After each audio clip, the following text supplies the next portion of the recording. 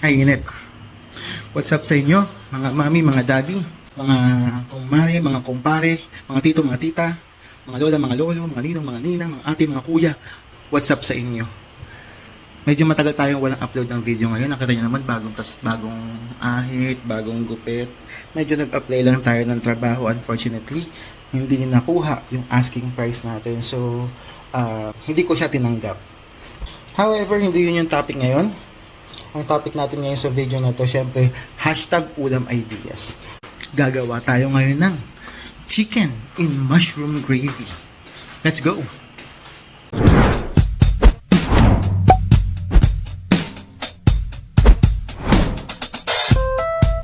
Para sa ating main ingredient, meron tayo ditong chicken thigh with skin on.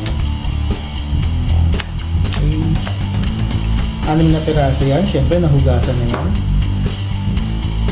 Lagyan natin ng asin,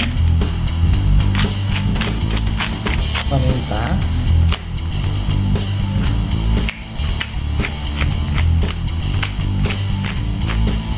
ating favorite na paprika. Halu-haluin natin ha. Lagyan natin ng isang itlog.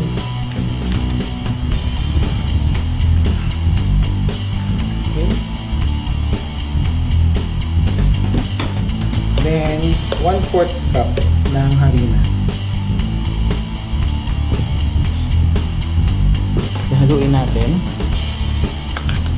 Make sure lang na nakukut lahat ng chicken.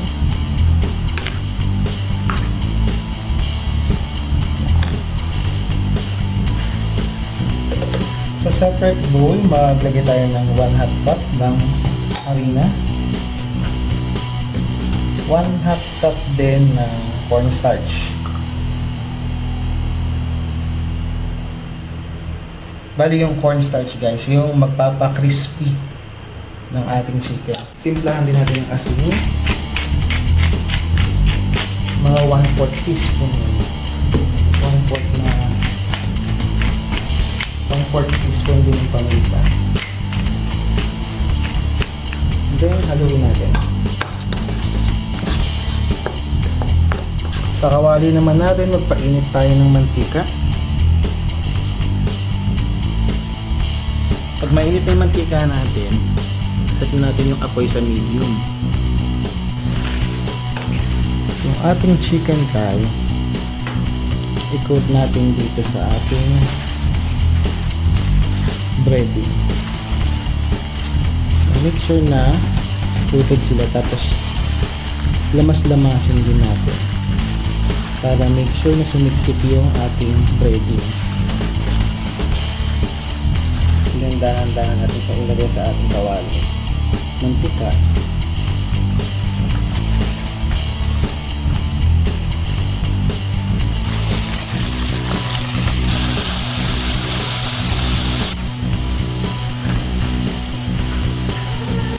So habang nagpiprito yan, ready naman natin yung iba pa nating ingredients para sa ating gravy, mushroom gravy. Let's go!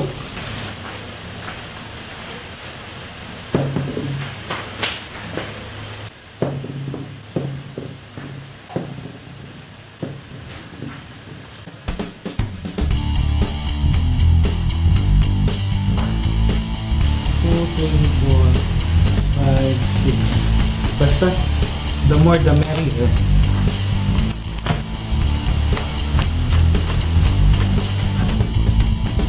Then ang ating mushroom.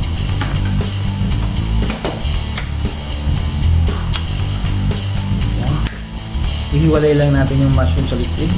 Gagamitin natin mamaya yung mushroom liquid na yan.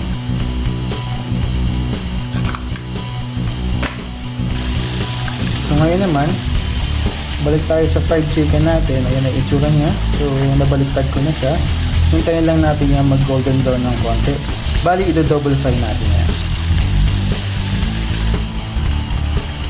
Ngayon, medyo crispy na yung ating fried chicken. Fried chicken thigh fillet.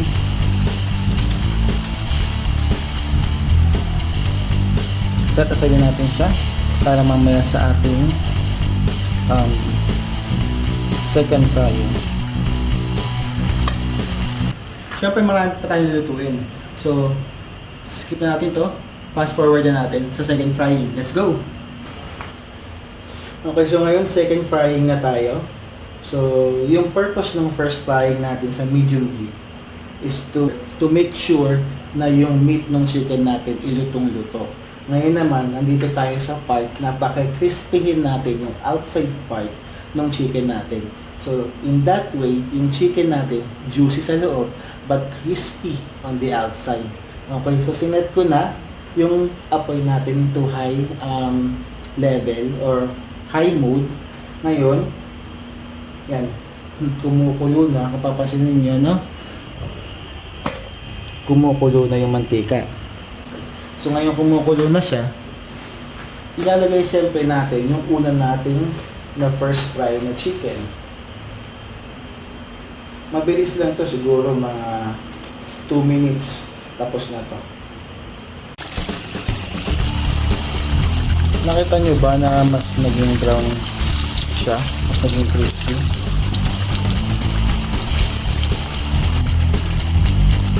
Yun. So, parang hindi umabot ng 2 minutes. Okay na yung chicken natin. Ako okay na ako dito. Kasi nyo, magkaiba na yung kulay nila. Diba? Saka mas crispy.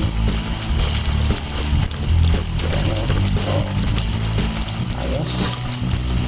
Okay, move on na tayo ngayon. Moving on tayo ngayon sa ating mushroom gravy.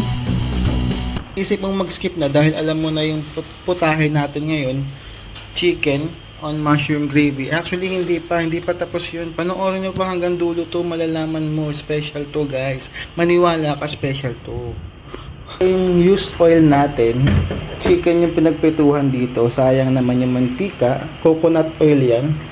So, i-filter lang natin yan using salaan tsaka tissue. Ayan.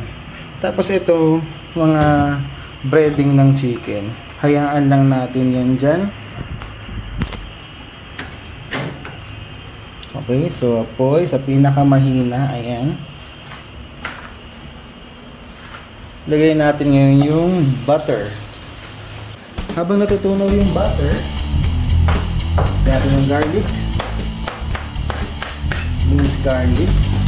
Tapos lagyan natin ng kalahati lang ng chicken cubes. So guys, take note, the more garlic, the better. Okay? Bali yung chicken cubes na nilagay natin, yun yung magsisilbi ng MSG. So hindi na tayo maglalagay ng iba pang source of MSG or veggie. And then, mushroom. Ayan.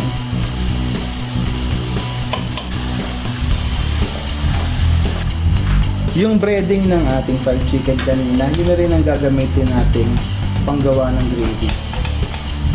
So yan, isang kutsara lang. Ayaw natin ng masyadong malapot. Isang kutsara lang ng breading mix. Haluin lang natin yan. Tapos, eto na yung juice ng ating mushroom.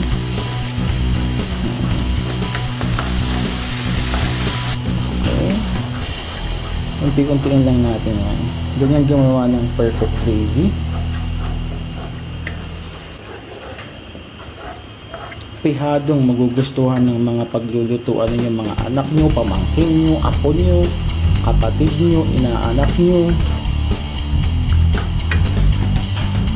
Okay, lagyan natin ng konting asin. Konti lang. Saka paminta. Siyempre, kung mga bata kakain yan, kontian nyo lang yung paminta. Medyo hindi fan ng paminta ang mga bata. Diba? Ibang angle naman. Lagyan natin ng konting suka. Konting-konti lang. Ng kalahating kutsara lang yan. Tapos more water.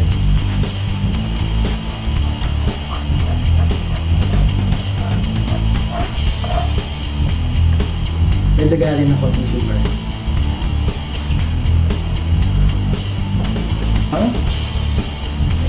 Lagay lang natin yun dyan.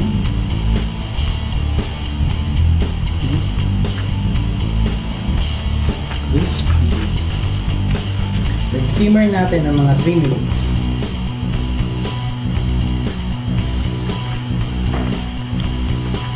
Fried chicken with mushroom gravy. Solve na naman ang hashtag ulam ideas mo for the day. Pag nasarapan ka, comment mo lang sa baba. Kung hindi ka pa nakasubscribe pero umabot ka sa part na to, mag-subscribe ka na para mas marami pa tayong malutong ulam. Okay? So, paano yan? Kain muna kami hanggang sa susunod nating video. Bye! Kain na!